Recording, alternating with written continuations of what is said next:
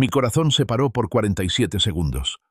Después de una cirugía de emergencia, me desperté solo, sin llamadas ni mensajes de mi esposa ni de mi hijo. 45 años, simplemente desaparecidos. Me quedé allí, mirando al techo, y me di cuenta de que mi vida estaba a punto de cambiar para siempre. Manténganse al tanto para escuchar mi historia. Denle me gusta, compartan y cuéntenos desde dónde la escuchan.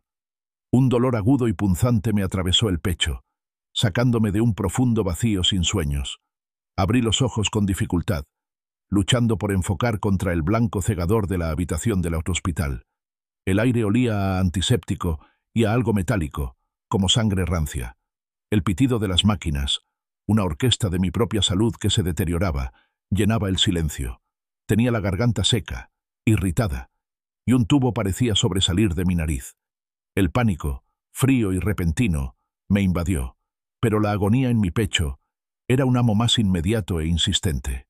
Era una presión, un peso aplastante, como si me hubieran dejado caer un yunque directamente sobre el esternón. Una figura con bata se inclinó sobre mí. Su voz era tranquila, casi tranquilizadora, atravesando la neblina de la medicación y el dolor. «Señor Miller, bienvenido de nuevo. Ha pasado por mucho. Soy la doctora Evelyn Reed». ¿Qué pasó?», grazné, con la voz ronca. Cada palabra era un esfuerzo, una pequeña victoria contra el dolor. El doctor Reed le ofreció una sonrisa amable y profesional. «Te sometiste a una cirugía de triple bypass de emergencia. Estuvo en la cuerda floja por un tiempo. Tu corazón se paró durante 47 segundos en la mesa de operaciones. Pero ahora estás aquí, y eso es lo que importa. 47 segundos. Mi corazón se detuvo. Las palabras resonaron en la pequeña y estéril habitación. Cada sílaba era un martillazo contra mi frágil sentido de la realidad. Había estado tan cerca del olvido, del fin definitivo. El mundo casi había seguido sin mí, y yo no lo habría sabido.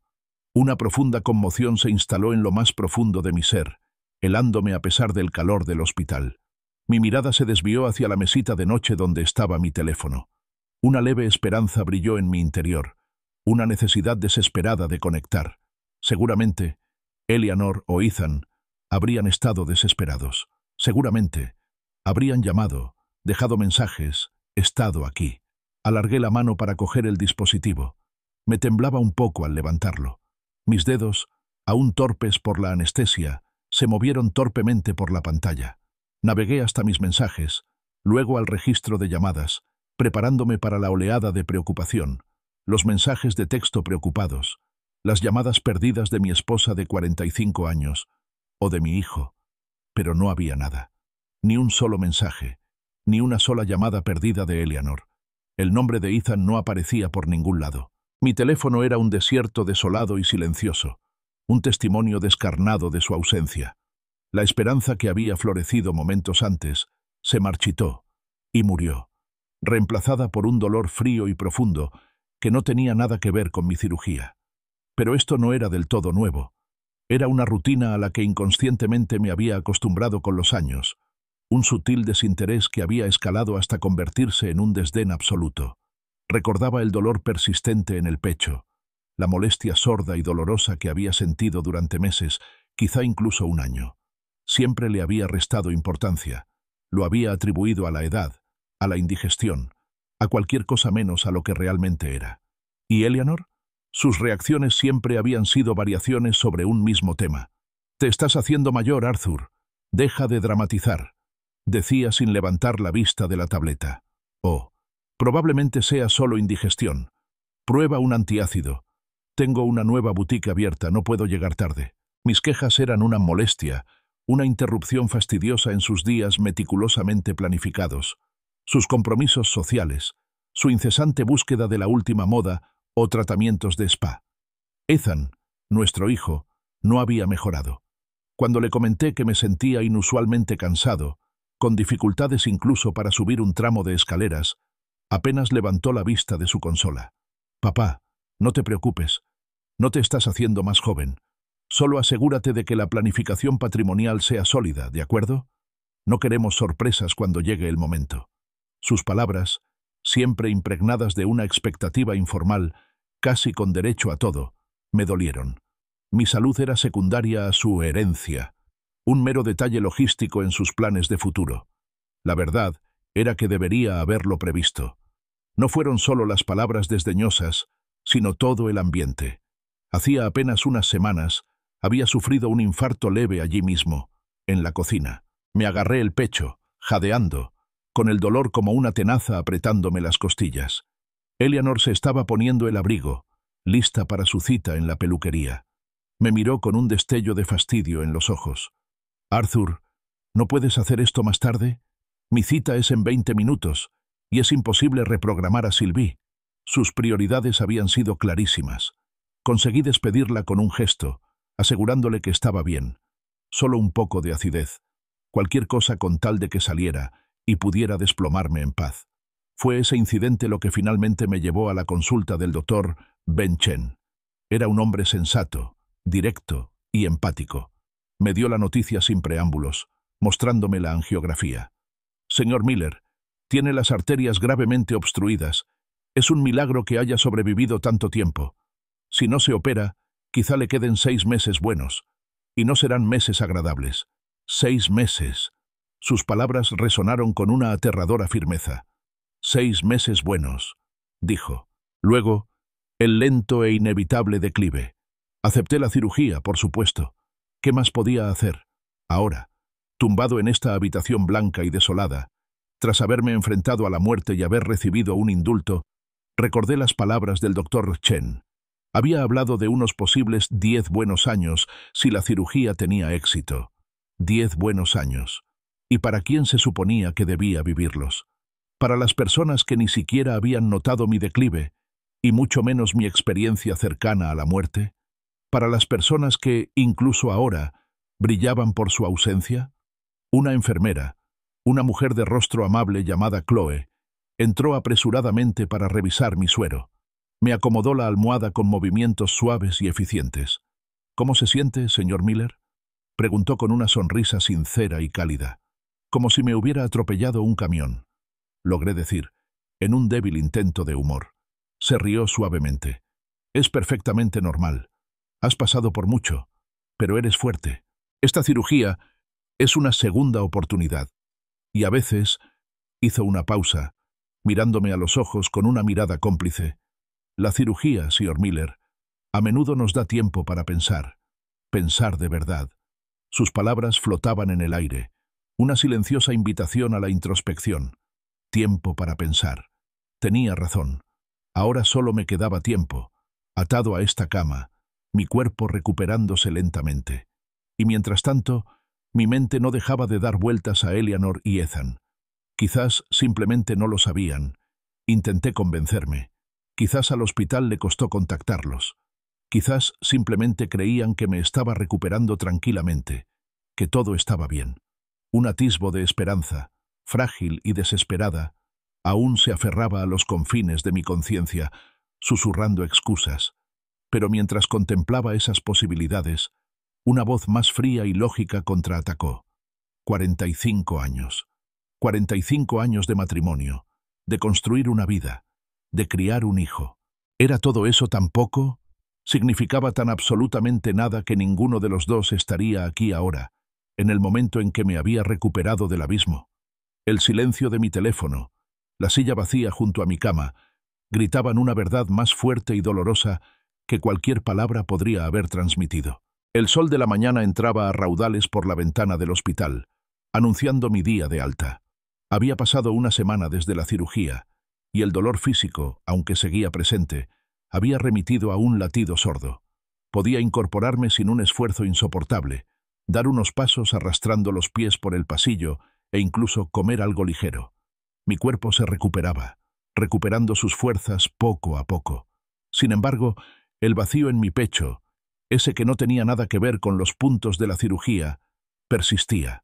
Era un vacío enorme donde debería haber estado el calor de la familia. A pesar de la cruda realidad de mi soledad, una parte desesperada e ilógica de mí aún anhelaba una señal, un atisbo de su presencia.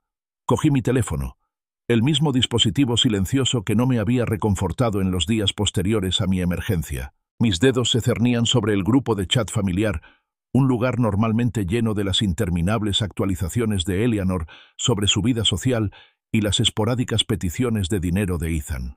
Ahora, era un pueblo fantasma. Empecé a escribir. Borré. Volví a escribir. Hola a todos. Me siento mucho mejor. Los médicos dicen que puedo volver a casa hoy. Demasiado informal, casi desdeñoso de lo que había soportado. Borré. Acabo de recibir el alta. Espero verte pronto. Demasiado vago.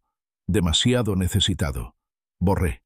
Luché con las palabras, intentando crear un mensaje que sonara seguro, no desesperado. Un mensaje que invitara a su afecto sin implorarlo explícitamente. No quería parecer que exigía su atención, solo les ofrecía una oportunidad para demostrar que les importaba. Finalmente, tras varios intentos, me decidí por un mensaje que me pareció sincero y esperanzador. Respiré hondo, preparándome para una respuesta, cualquier respuesta. El médico dice que puedo volver a casa hoy. Me encantaría verlos a todos. Presioné enviar. El clic digital resonó con fuerza en la silenciosa habitación. Se me hizo un nudo en el estómago, una mezcla de anticipación y temor. La respuesta llegó casi al instante, rompiendo el silencio como una esquirla de hielo. Era de Ethan. Pide un taxi. Estoy viendo la tele.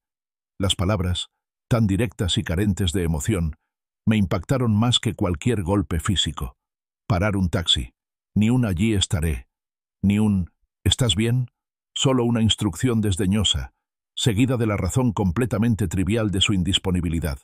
Mi hijo, mi sangre, priorizaba un programa de televisión antes que recoger a su padre, que acababa de escapar de la muerte. La frialdad era absoluta, dejándome sin aliento. Entonces, menos de un minuto después, el mensaje de Eleanor apareció debajo del de Ethan. Contuve la respiración, con la esperanza de que de alguna manera suavizara el golpe, de que su mensaje contuviera algún atisbo de preocupación, alguna explicación. Pero lo que leí a continuación fue peor, mucho peor de lo que podría haber imaginado.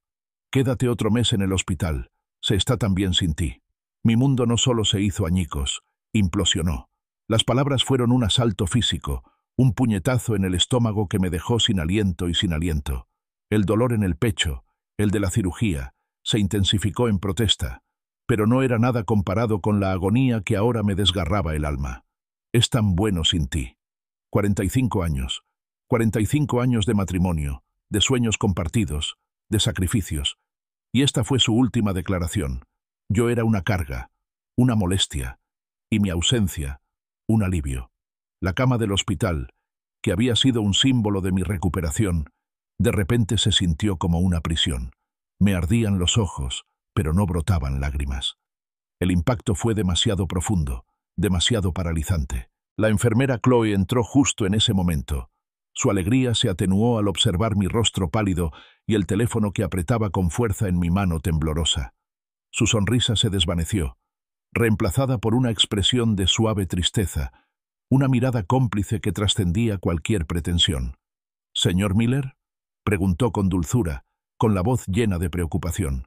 Debió de ver algo en mis ojos, algo que delataba el golpe devastador que acababa de recibir. Se acercó a la cama. Su mirada se posó en mi teléfono y luego volvió a mi rostro. «La familia puede ser complicada», murmuró, con una voz apenas un susurro, pero impregnada de una empatía tan genuina que la sentí como un salvavidas. Sus sencillas palabras, aunque vagas, fueron un bálsamo. Reconocieron mi dolor sin exigir una explicación, validando lo que sentía, sin tener que expresar el horror. En ese momento, algo cambió dentro de mí. Mis papeles de alta, cuidadosamente colocados sobre la mesita de noche, ya no representaban el regreso a mi antigua vida, a mi familia. En cambio, comenzaron a simbolizar algo completamente distinto. Libertad. Libertad de la constante y persistente necesidad de su aprobación, su afecto, su sola presencia. Libertad de una vida de abandono, de ser invisible, de no ser escuchada y, en definitiva, de no ser querida. El viaje en taxi a casa fue un borrón. La ciudad que se extendía por mi ventana pasó desapercibida, mi mente consumida por un torrente de recuerdos y realizaciones. Cada sacrificio, Cada concesión que había hecho por Eleanor y Ethan se repetía en mi mente con amarga claridad. Recordé haber vendido mi querida motocicleta vintage, una posesión preciada, para financiar la extravagante remodelación de la sala de Eleanor, un proyecto que le había quitado el interés meses después. Recordé haber pospuesto nuestro viaje a París, el sueño de mi vida, para que Ethan pudiera tomarse un año sabático después de la universidad, un año que pasó principalmente jugando videojuegos. Mi vida entera, al parecer, había sido un largo acto de abnegación por su bien. Los gastos universitarios, los años de apoyo financiero, incluso el cuantioso préstamo que le había dado a Ethan para su desastroso negocio, que fracasó en un año, dejándome a mí con la deuda. Mis propias aspiraciones, los sueños discretos que albergaba de viajar, de aprender un nuevo idioma, de simplemente tener una jubilación tranquila, todo había quedado en suspenso, desvaneciéndose gradualmente en el ruido de fondo de sus exigencias. Los había rescatado, una y otra vez, de cada lío, de cada decepción, de cada capricho. El taxista, un hombre locuaz que había estado charlando sobre el tráfico, me miró por el retrovisor. «¿Me doy la vuelta por la puerta trasera, señor? Normalmente lo recogen por ahí, ¿no?» Mi voz, sorprendentemente firme, salió con una renovada determinación. «No», dije, con una leve sonrisa en los labios. «No, creo que ya no quiero que me recojan». Las palabras me supieron a liberación. No solo estaba harta de que me recogieran del hospital, estaba harta de que la vida me recogiera, de dejarme llevar por las expectativas y la indiferencia de los demás. Estaba harta de ser una pasajera. Al detenerse el taxi en la acera, mi casa se alzaba ante mí, una estructura imponente a la que una vez le había entregado todo mi ser. Ya no era un hogar, era un monumento a mi estupidez. La pesada puerta de roble se abrió con un crujido, revelando una oscuridad cavernosa en su interior. El aroma que me recibió no era el reconfortante aroma de una casa bien cuidada, sino una mezcla rancia de pizza vieja, ropa sucia y algo vagamente dulce y empalagoso como fruta olvidada. Entré. El entorno familiar me resultó completamente extraño, frío e inhóspito. Cada superficie parecía cubierta por una fina capa de polvo, presagiando semanas de abandono. El aire acondicionado estaba apagado. La casa era sofocante a pesar del sol poniente de la tarde. Mis pasos resonaban en el silencio. Cada sonido amplificaba el profundo vacío que se había arraigado en mi pecho. Recorrí con la mirada la entrada. Una pila de correo, en su mayoría facturas y anuncios, yacía desordenadamente apilada sobre la consola antigua, claramente intacta desde antes de mi hospitalización. Los caros zapatos de diseño de Eleanor, un par para cada ocasión, estaban esparcidos descuidadamente por el suelo de mármol pulido, creando peligro de tropiezo en su desorden. Junto a ellos, las zapatillas embarradas de Ethan, presumiblemente despreocupadas por la limpieza, formaban un pequeño y oloroso montículo. Era una clara declaración de su indiferencia, un flagrante desprecio por el orden que siempre me había esforzado por mantener. Pasé a la sala de estar, recorriendo con la mirada el espacio, antes impecable. Era un desastre.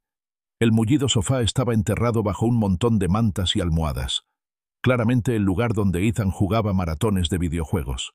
Latas vacías de bebidas energéticas y envoltorios de snacks arrugados cubrían la mesa de centro, con anillos pegajosos manchando la madera. Cajas de pizza, algunas con la corteza todavía dentro, estaban apiladas precariamente en el suelo, junto a una maraña de cables que conducían a un enorme televisor de pantalla plana. Esta no era una casa que hubiera estado esperando ansiosamente el regreso de un ser querido. Era un lugar de fiestas, un testimonio de la indulgencia desenfrenada y egoísta. Se volvió repugnantemente claro. Mi ausencia no les había causado preocupación ni angustia. Los había llevado a la celebración. Mi enfermedad, mi experiencia cercana a la muerte, simplemente había eliminado el molesto obstáculo de mi presencia. La cocina, normalmente el dominio de Eleanor, no estaba mejor. Las encimeras estaban pegajosas por los derrames.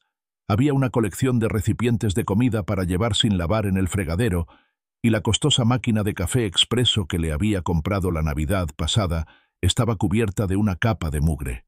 Botellas de vino premium y cerveza artesanal, mucho más de lo que solía comprar, estaban medio vacías en la isla, otra pista de sus festividades.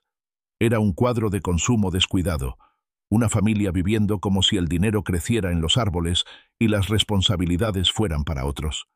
Entonces llegué a mi estudio. Esta habitación, mi santuario, mi refugio, era donde yacía la mayor ofensa.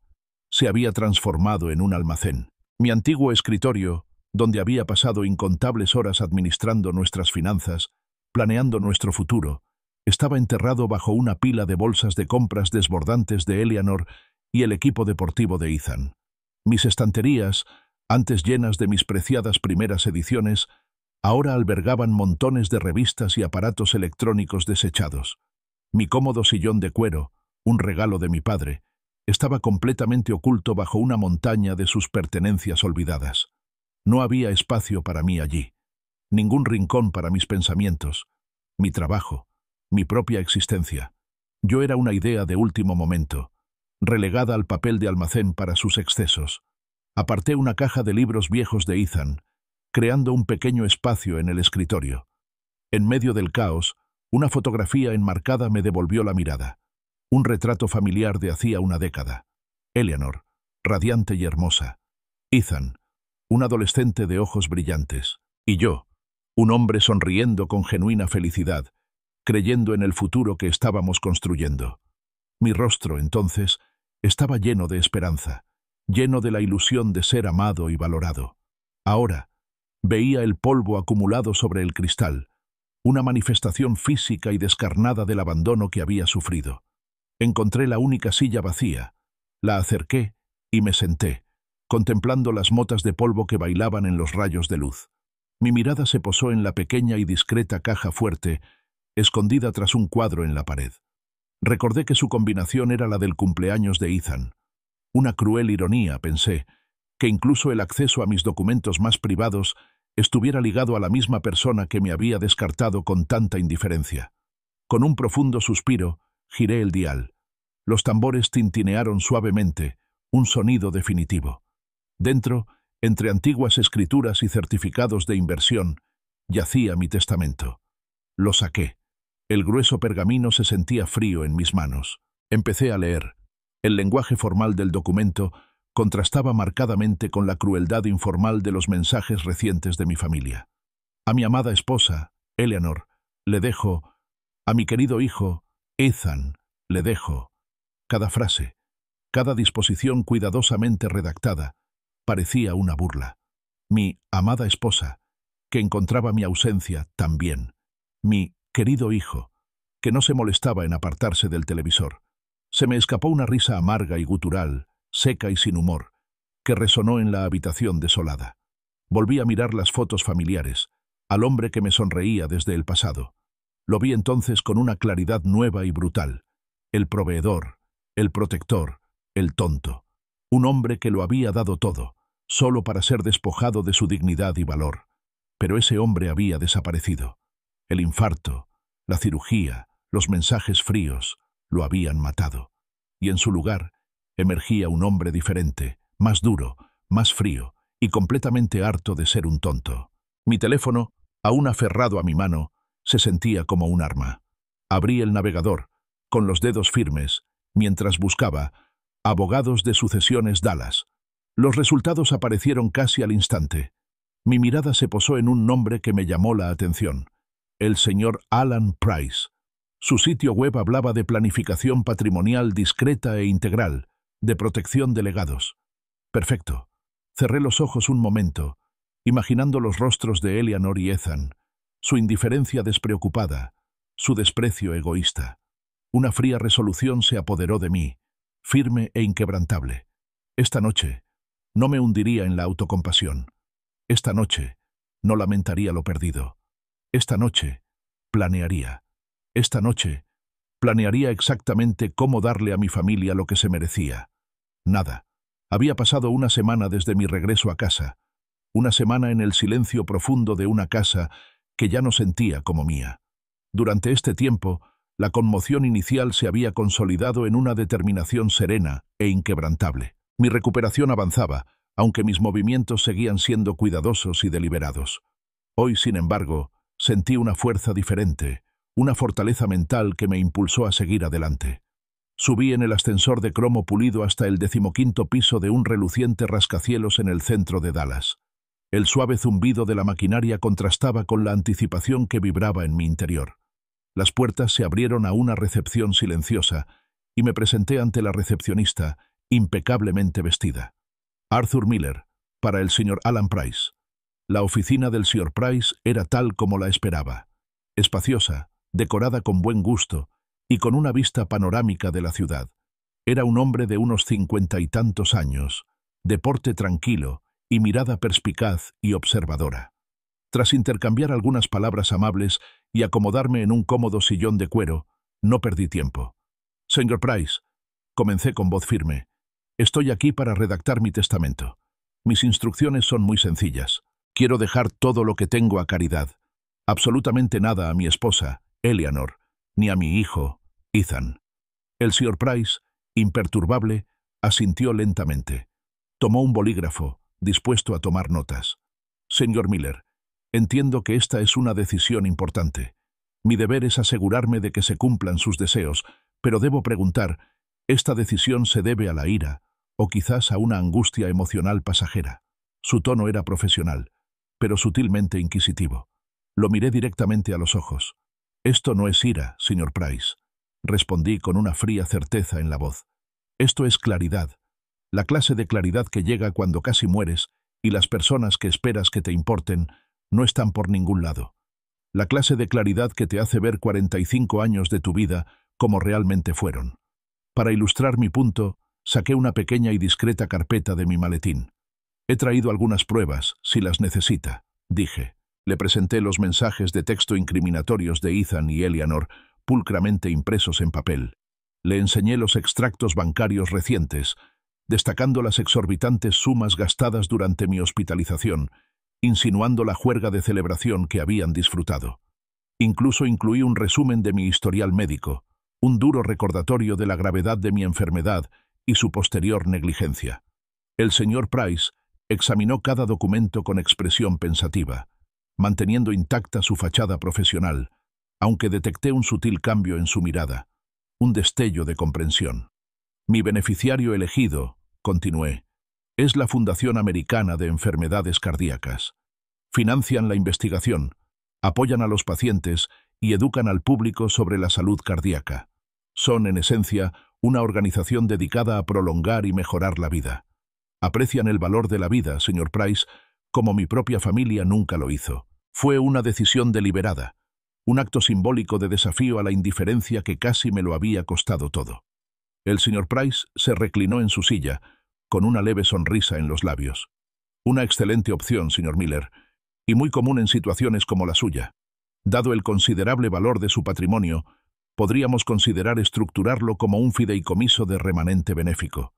Esto le permitiría conservar el uso vitalicio de su vivienda actual, por ejemplo, y posiblemente incluso un flujo de ingresos de ciertos activos, a la vez que garantiza que la fundación reciba el remanente tras su fallecimiento». Consideré sus palabras un momento y luego negué con la cabeza. «La casa sí. Pienso vivir allí el resto de mis días. Pero no habrá ingresos. Y por supuesto, no habrá legados, ni lagunas legales, ni provisiones de ningún tipo para Eleanor ni para Ethan. Son adultos. Es hora de que aprendan a valerse por sí mismos, a sufrir las consecuencias de sus actos. Quiero una ruptura definitiva». Mi voz era firme, sin margen de negociación. «Entendido», dijo el señor Price, tomando notas. «Es una solicitud sencilla. Puedo tener un borrador preparado en una hora, revocando todos los testamentos anteriores y estableciendo los nuevos términos que ya hemos conversado. ¿Está completamente seguro, señor Miller?» «Absolutamente», confirmé, con la palabra resonando con convicción. «Más seguro que nunca de nada en mucho tiempo». Una hora después, estaba sentado en la misma silla, con un documento recién impreso ante mí. Era conciso, inequívoco y brutalmente eficaz. Declaraba explícitamente la revocación de todos los testamentos anteriores y declaraba a la Fundación Americana de Enfermedades Cardíacas como única beneficiaria de todos mis bienes. No se mencionaba a Eleanor ni a Ethan. Era como si nunca hubieran existido. Con una profunda sensación de cierre, Tomé la pluma que me ofreció el señor Price y firmé. Cada trazo de tinta negra fue como una liberación, cortando los lazos que me habían atado a una vida de generosidad ingrata. 45 años de apoyar a una familia ingrata, de entregar mi corazón, mi tiempo y mi dinero a personas que, al final, habían encontrado mi ausencia tan buena, se borraron con ese simple acto. Era más que un simple documento legal. Era un manifiesto de mi recién descubierta libertad. Mientras el señor Price me entregaba mi copia, mencionó: «Por supuesto, un gesto filantrópico de esta magnitud suele atraer la atención del público. Existe la posibilidad de hacer anuncios en los medios de comunicación si desea asegurar un mayor reconocimiento de la labor de la Fundación». Hizo una pausa, evaluándome con la mirada. Una lenta sonrisa se dibujó en mi rostro, una sonrisa genuina por primera vez en semanas. ¿Se refiere a una vergüenza pública para mi familia?, aclaré, con un destello de algo parecido a la reivindicación en mis ojos. Sí, señor Price, creo que sería una excelente idea. Quiero que el mundo sepa lo que hicieron y lo que yo hice a cambio. Con el testamento firmado guardado en mi maletín, el señor Price me acompañó hasta el ascensor. Las oficinas de la Fundación están en el piso 12, señor Miller. Si desea presentarse. Hizo un gesto de aprobación sutil, casi imperceptible. Creo que sí, dije al entrar en el ascensor. Las puertas se cerraron y, al descender, sentí una ligereza que no había experimentado en décadas. Mi corazón, aunque operado, se sentía verdaderamente vivo por primera vez en años, latiendo al ritmo de un futuro completamente mío. Si has seguido mi viaje hasta ahora, sabes que las cosas se pondrán muy interesantes. Dale me gusta a este video, compártelo con quien necesite escucharlo y suscríbete para no perderte lo que viene después.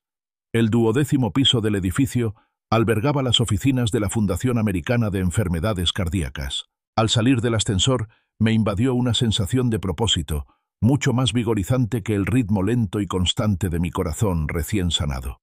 Me recibió la señora Lena Harper, coordinadora de medios de la Fundación. Era una mujer vibrante con una sonrisa cálida y empática y un aire de serena eficiencia. Nos instalamos en una pequeña sala de conferencias y mientras tomábamos té de hierbas, comencé a contarle mi historia. No me guardé nada.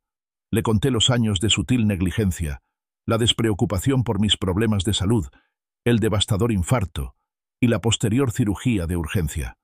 Describí la angustiosa espera por un mensaje de mi familia, el silencio aplastante, y finalmente los brutales e indiferentes mensajes de texto de Ethan y Eleanor el día del alta. Le expliqué la profunda claridad que me invadió, la comprensión de que toda mi vida la había dedicado a servir a personas a quienes no les importaba mi bienestar. Y luego le conté sobre el testamento revisado y la decisión de dejarlo todo a la Fundación. Lena escuchó atentamente, su expresión pasando de la cortesía profesional a la auténtica conmoción, y luego a una profunda tristeza. Cuando terminé, se hizo un momento de silencio, roto solo por el zumbido del edificio.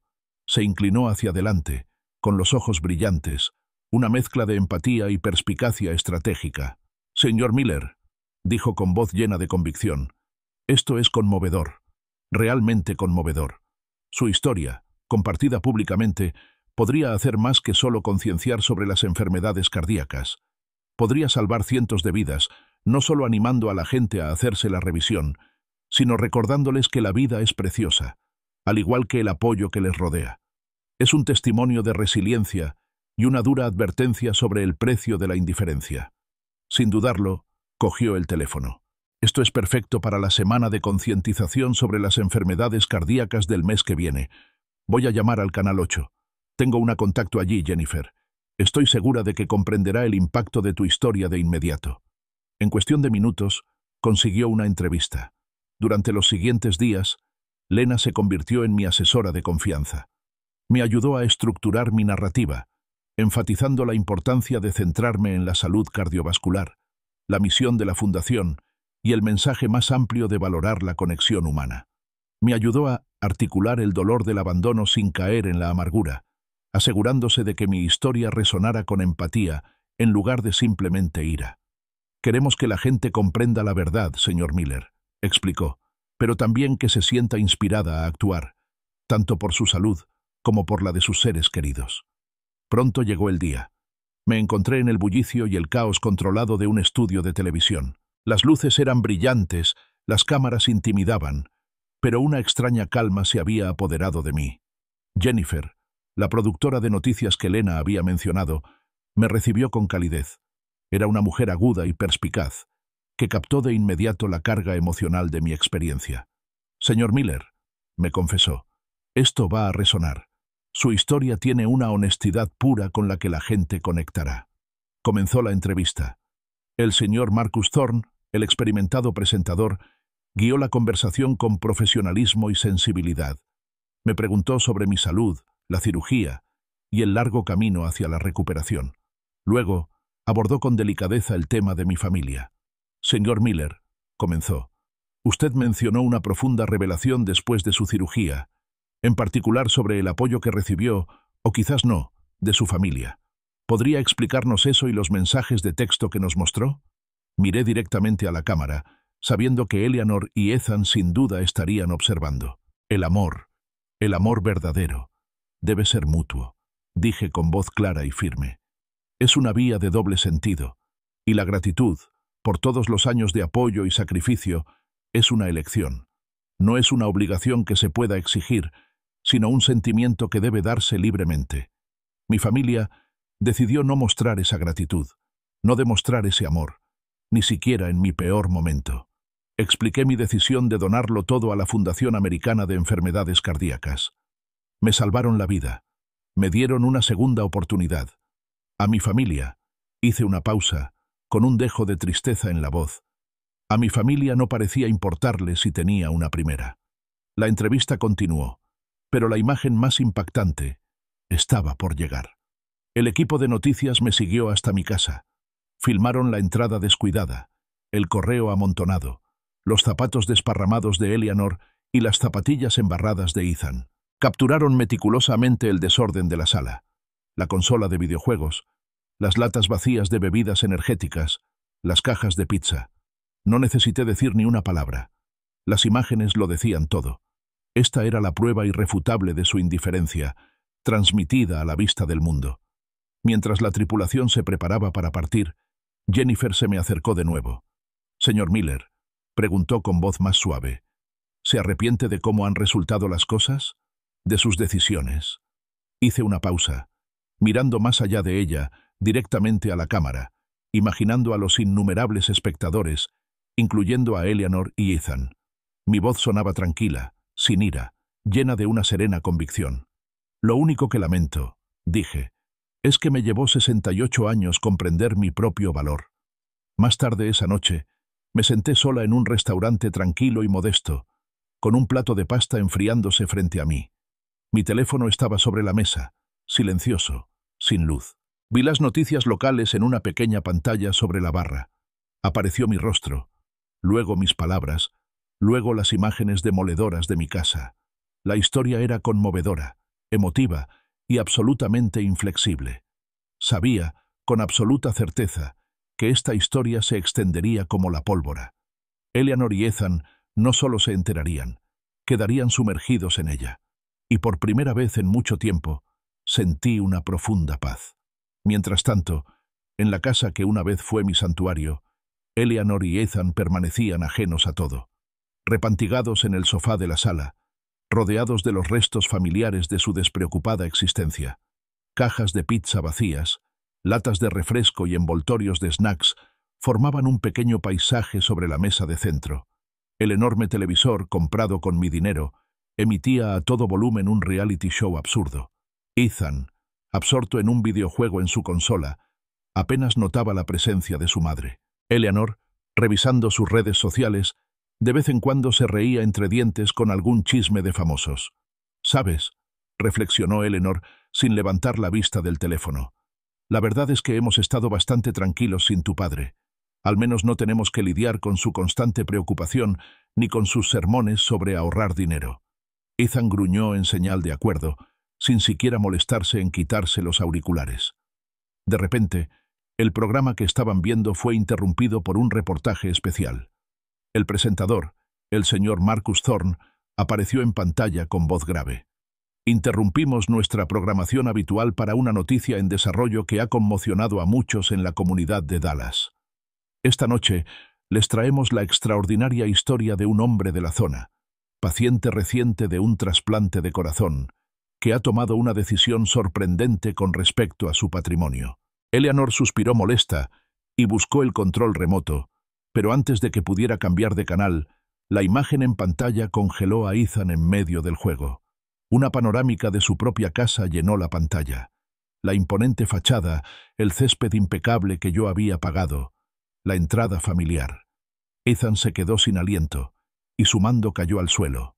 ¡Mamá!, gritó, señalando el televisor con un dedo tembloroso. ¡Esa es nuestra casa! Eleanor finalmente levantó la vista, con los ojos abiertos de par en par, incrédula. El noticiero cambió a una entrevista, y allí estaba yo, mi rostro, mi voz, tranquila y decidida, llenando la sala. Me sometí a una cirugía de triple bypass de emergencia, expliqué a la cámara, y cuando desperté, las personas a las que había dedicado mi vida, mi esposa y mi hijo, habían desaparecido. El rostro de Ethan palideció. Observó horrorizado cómo la pantalla mostraba capturas de pantalla de los mensajes de texto. Sus propias palabras: «Llama un taxi. Estoy viendo la tele», aparecieron en la parte inferior de la pantalla, ampliadas para que toda la ciudad las viera. Una exclamación colectiva pareció resonar en el televisor, y Eleanor miró a su hijo con creciente horror. Entonces, mi voz continuó, relatando la historia completa de su abandono. Un momento después, apareció el mensaje de Eleanor, contundente y condenatorio. «Quédate otro mes en el hospital. Se está tan bien sin ti». Eleanor soltó un grito desgarrador, un sonido de pánico puro y puro. «No puede hacer esto», chilló, poniéndose de pie de un salto y señalando el televisor con furia descontrolada. «Es nuestra casa, nuestra herencia. No puede regalarla sin más». En la pantalla, detallé con calma mi decisión. Todo mi patrimonio, mi casa, mis inversiones, todo, irá a la Fundación Americana de Enfermedades Cardíacas. Me salvaron la vida. Me dieron una segunda oportunidad. A mi familia no pareció importarle. No se mencionó ninguna herencia para ellos, ningún fideicomiso de remanente caritativo que los beneficiara de alguna manera. Simplemente una reorientación limpia y completa del trabajo de mi vida. El pánico se apoderó de ella. Eleanor le arrebató el teléfono. «Llama a tu padre, Ethan. Ahora», exigió con voz estridente. Ethan, aún aturdido, buscó a tientas su teléfono. Ambos marcaron mi número, repetidas veces, frenéticamente. Cada llamada iba directamente al buzón de voz. Mi teléfono, que estaba en silencio sobre la mesa en el tranquilo restaurante, ni siquiera vibró. Al fin y al cabo, lo había programado para que enviara todas sus llamadas directamente al buzón de voz. Al terminar el noticiero, sus teléfonos empezaron a vibrar. No con mis llamadas, sino con un torrente de notificaciones. Las redes sociales estaban a reventar. Amigos, conocidos, incluso familiares lejanos, los etiquetaban en publicaciones, compartían la noticia y condenaban su comportamiento. «Monstruos», decía un comentario. «¿Cómo pudiste abandonar a tu padre así? No merecían nada», declaró otro. El juicio fue rápido, brutal y público. La imagen que habían construido de una familia respetable y amorosa se desmoronaba ante sus ojos. Eleanor se recostó en el sofá, con lágrimas corriendo por su rostro y el rímel corrido en sus mejillas. La magnitud de la situación la desplomó. «¿A dónde iremos?», se lamentó, agarrándose la cabeza. «No tenemos dinero. ¿Cómo viviremos? Tu padre siempre se encargaba de todo». Su voz estaba cargada de autocompasión y miedo genuino, no por mi salud, sino por su estilo de vida, que de repente se veía comprometido. Durante toda la noche, las llamadas continuaron. 67 mensajes de voz se acumularon en mi teléfono, cada uno con una súplica desesperada y cada vez más angustiada. Pero mi teléfono permaneció en silencio, felizmente libre de sus exigencias. Ethan, aún pálido por la sorpresa y la ira, finalmente rompió el silencio. «Se ha vuelto loco», murmuró, paseándose por la sala como un animal enjaulado. «Está completamente loco». Eleanor, sorbiendo por la nariz, se secó los ojos. Un destello de astucia se dibujó en su mirada. No, susurró, con la voz endurecida. Esto no es solo locura, es venganza. Está intentando arruinarnos. Pasaron la noche sentados junto a la ventana, acurrucados entre las ruinas de su cómoda existencia, con la televisión aún zumbando suavemente, proyectando su vergüenza en la habitación vacía. Contemplaron el amanecer, los primeros rayos de sol iluminando sus desaliñadas figuras, con la mente acelerada. Necesitaban un plan. Le harían entender que la familia es la familia, que algunos lazos no se rompen con un simple papel o una transmisión pública. Recuperarían su herencia, costara lo que costara. Las primeras luces del amanecer teñían el cielo de suaves tonos rosa y naranja, pero dentro de la casa un amanecer distinto amanecía. Eleanor y Ethan, pálidos y con los ojos hundidos tras la noche en vela, paseaban por la sala, con los nervios de punta. Habían pasado horas ideando estrategias, practicando súplicas, ensayando su indignación. Se sobresaltaban con cada crujido, con cada ruido lejano de un coche. Su tensión era una fuerza palpable en el aire viciado.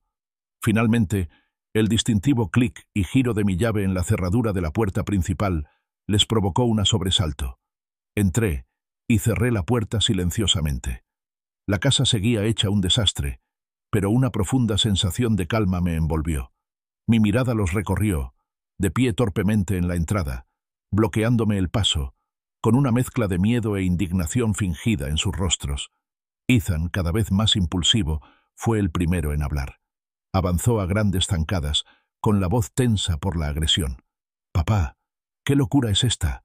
¿Has perdido la cabeza? Somos tu familia. ¿Cómo pudiste hacernos esto?» Apretó los puños a los costados y sus ojos brillaron con una sensación de traición, como si él fueron la parte agraviada. Me limité a sostener su mirada furiosa con una mirada firme e inquebrantable. «Familia», repetí con voz desprovista de emoción. «Dime, Ethan, ¿alguno de ustedes me llamó alguna vez mientras estaba en el hospital? ¿Enviaron un solo mensaje de preocupación? ¿Ni siquiera una breve pregunta sobre mi estado después de la cirugía de emergencia?» Mi voz era tranquila, pero cortó el aire como el hielo. Eleanor dio un paso al frente, con el rostro desencajado en una máscara de falsa indignación. «Arthur, no seas ridículo. Claro que nos importaba.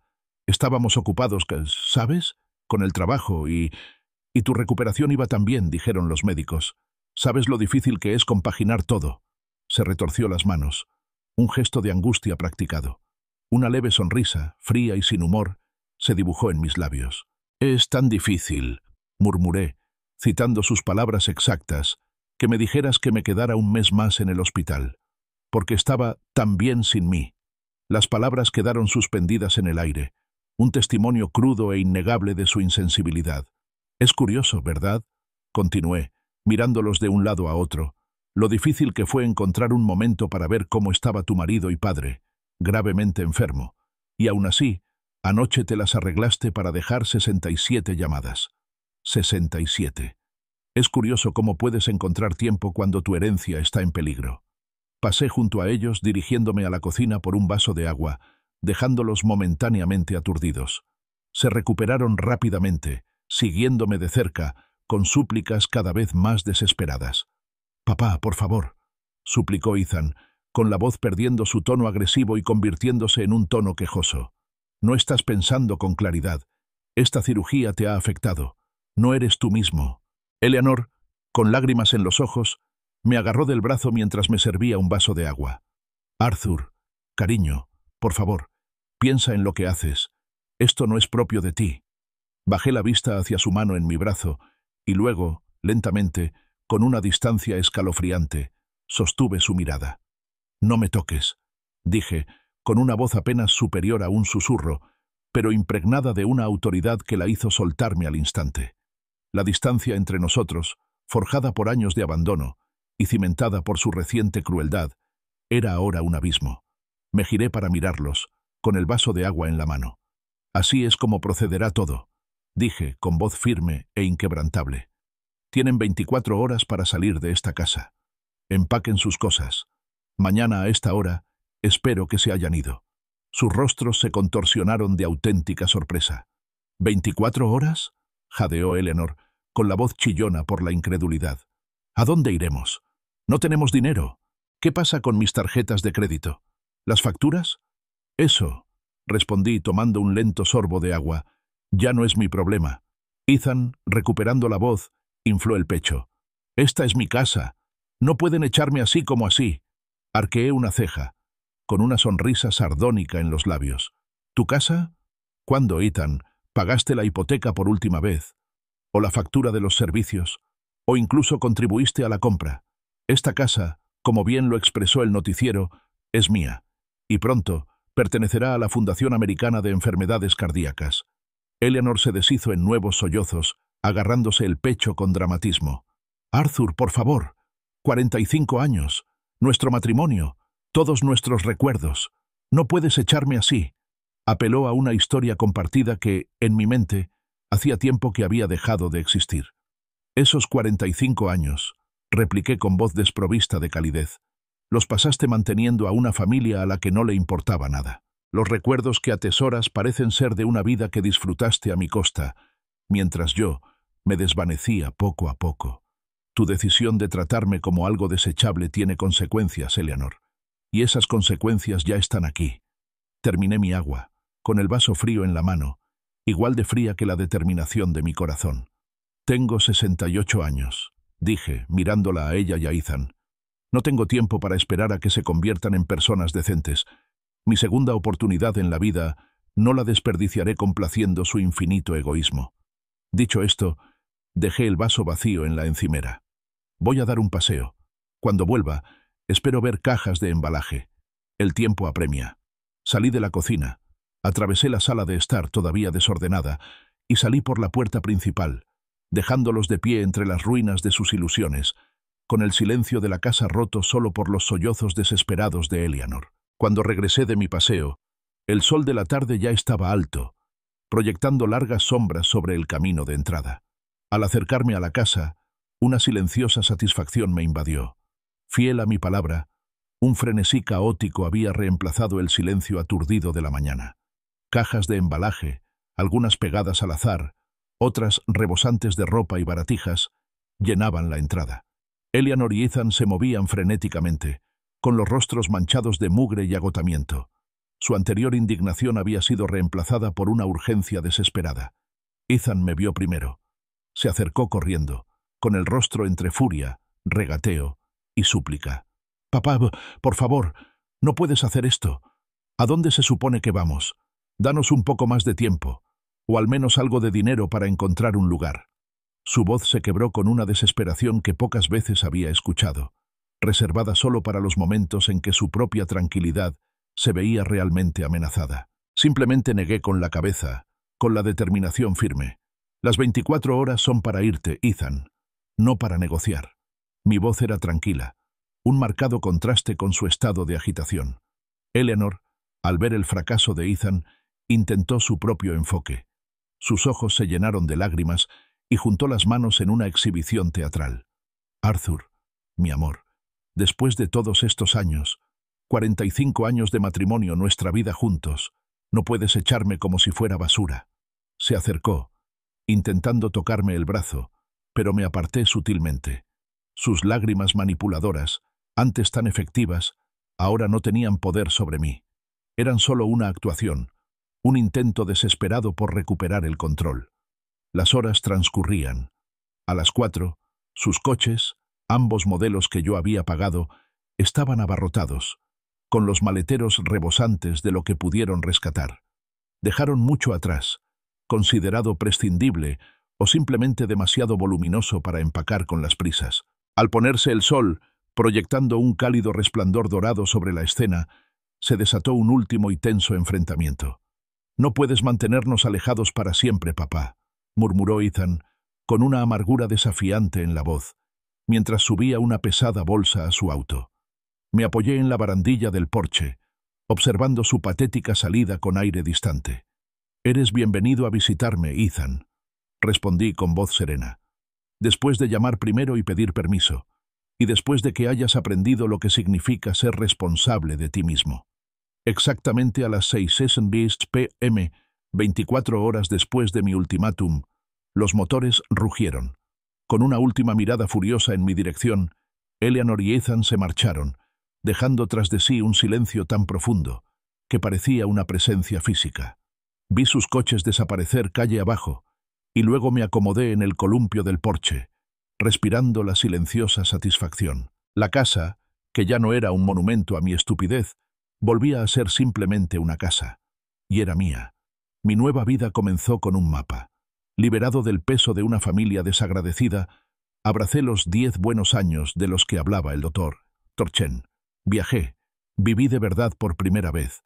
Exploré la belleza agreste de Big Bend, los majestuosos picos de Colorado, los vastos y silenciosos desiertos de Arizona, Utah y Nuevo México.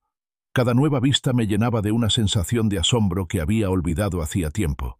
Compré una buena cámara y descubrí una creciente pasión por la fotografía, capturando atardeceres sobre cañones y la vibrante flora del desierto. En el camino, conocí a personas afines, compañeros de viaje como Frank y Lisa, que compartían mi recién descubierta alegría de vivir. Eran conexiones basadas en intereses compartidos y respeto mutuo, un marcado contraste con las relaciones transaccionales que había conocido. Mi cita de seguimiento con la doctora Evelyn Reed me deparó una grata sorpresa. «Señor Miller», declaró mientras revisaba mis historiales, «su recuperación es notable, no solo física, sino también sus constantes vitales, su comportamiento en general. Parece un hombre diferente». «Lo soy», le dije con una sonrisa sincera. «Todo ha cambiado. Mi corazón está curado, sí, pero lo más importante es que por fin vivo para mí». Me involucré activamente con la Fundación Americana de Enfermedades Cardíacas. Compartí mi historia, no solo en televisión, sino también en grupos de apoyo y eventos de concientización, enfatizando la importancia de la atención médica oportuna y el invaluable papel de un sistema de apoyo sólido.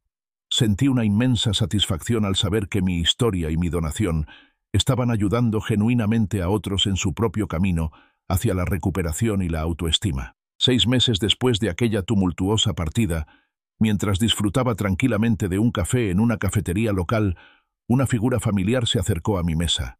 Era Ethan. Se veía diferente. Llevaba el pelo bien cortado, su ropa limpia y modesta. Había una humildad en su postura, un nerviosismo cauteloso en su mirada que nunca antes había visto. No era el joven arrogante y agresivo que había exigido su herencia. «Papá», dijo suavemente, «¿puedo sentarme?» Asentí, señalando la silla vacía. «Ethan», respiró hondo, «he estado trabajando en la ferretería del barrio. Pago mi propio alquiler, mis propias facturas. Es difícil, pero lo estoy haciendo». Evitó mi mirada por un momento, luego la miró directamente. «No estoy aquí para pedir dinero, papá. Ni siquiera perdón, todavía no. Sé que no lo merezco. Pero quería disculparme, de verdad, por todo, por no estar presente, por esos mensajes horribles. Quiero una oportunidad, papá, para reconstruir la confianza». Escuché con expresión neutral. Parecía sincero. Sus palabras carecían de su habitual tono egoísta. «Te lo agradezco, Ethan», dije. «Admitir una culpa cuesta mucho». Entonces saqué mi teléfono y le enseñé algunas fotos de mis viajes. Una vibrante puesta de sol sobre el Gran Cañón, una foto mía sonriendo con Frank y Lisa en una ruta de senderismo. Las miró con genuina curiosidad en los ojos. «¡Guau, papá!», suspiró. «Son increíbles. Yo nunca pensé que quisieras hacer algo así». La confesión fue cruda, un conmovedor recordatorio de lo poco que me conocía de verdad. «Hay muchas cosas que no sabes de mí», respondí con voz firme y amable. «Y al parecer, yo también desconozco muchas cosas de ti». Hice una pausa. «Estoy dispuesta a tomar un café contigo otra vez, Ethan. A hablar. Pero déjame ser clara. No voy a cambiar mi testamento. Lo hecho está».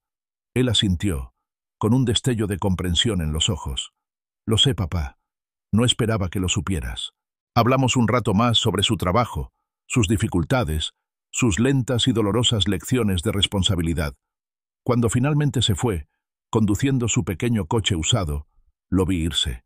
Había una nueva madurez en su postura, una determinación serena que no había visto antes. Quizás, pensé, aún había esperanza para él. Bajé la vista a mi teléfono, revisando más planes de viaje. Nuevos viajes, nuevas aventuras. A mi alrededor, el café bullía con el suave murmullo de las conversaciones. No estaba solo. Estaba rodeado por el potencial de nuevas amistades, de conexiones elegidas, de una vida que había construido con meticulosidad y valentía. La silenciosa satisfacción era profunda, una paz profunda y duradera, que se instaló en el corazón de un hombre que finalmente se había valorado de verdad.